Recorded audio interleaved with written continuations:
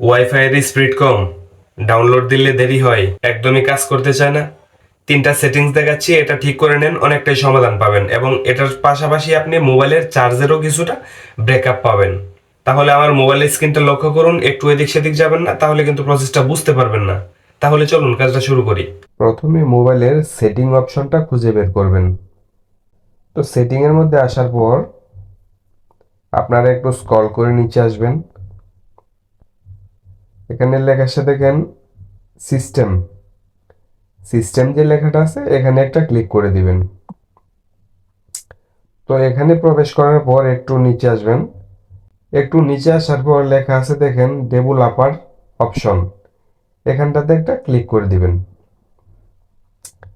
তো এখানে আসার পর চলে আসবেন নিচে, মোটামুটি একটু নিচেই থাকবে অপশনটা, আমি আপনাদেরকে দেখাচ্ছি। একটু টান দিয়ে আরো নিচে চলে আসবেন।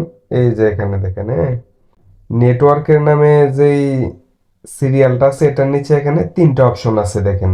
আমি তিনটা অপশন আপনাদেরকে দেখাচ্ছি। এই যে প্রথম এটা যেটা আছে এটা কিন্তু জাস্ট বন্ধ থাকবে, এটা চালু করবেন না, এটা বন্ধ থাকবে।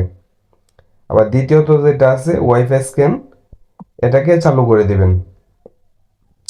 আবার করবেন এই যে নিচে আরেকটা যেটা আছে, এই যে এটাকেও আপনারা জাস্ট চালু করে দিবেন। এখানে তিনটা অপশন থেকে আপনারা নামগুলো খেয়াল করুন। প্রথম যে অপশনটা আছে এটা বন্ধ থাকবে, নিচের যেটা আছে এটা চালু করে দিবেন, তারপরে যে 3 নাম্বার যেটা আছে এটাকেও আপনারা চালু করে দিবেন। তো এখানে আপনারা একটু বাড়তি ফ্যাসিলিটি পাবেন, সেটা হলো এটা চালু করে দিলে আপনাদের মোবাইল ফোনের বাড়তি সিকিউরিটি বাড়বে। ওয়াইফাইয়ের যে সিকিউরিটি কেউ আপনাকে ট্র্যাক করতে পারবে না সহজে, এবং আদার্স যেই বিভিন্ন ডিভাইস খোঁজার জন্য যেই ওয়াইফাইগুলা নড়াচড়া করে সেগুলো বন্ধ হবে। আপনাদের ব্যাটারির চার্জও একটু সাশ্রয়ী হবে। তো এই ছিল আজকের মতো ভিডিও। আমি সাব্বির আজকে এখানে বিদায় নিচ্ছি। দেখা হবে নতুন কোনো ভিডিওতে। সবাই ভালো থাকবেন, সুস্থ থাকেন। আল্লাহ হাফিজ।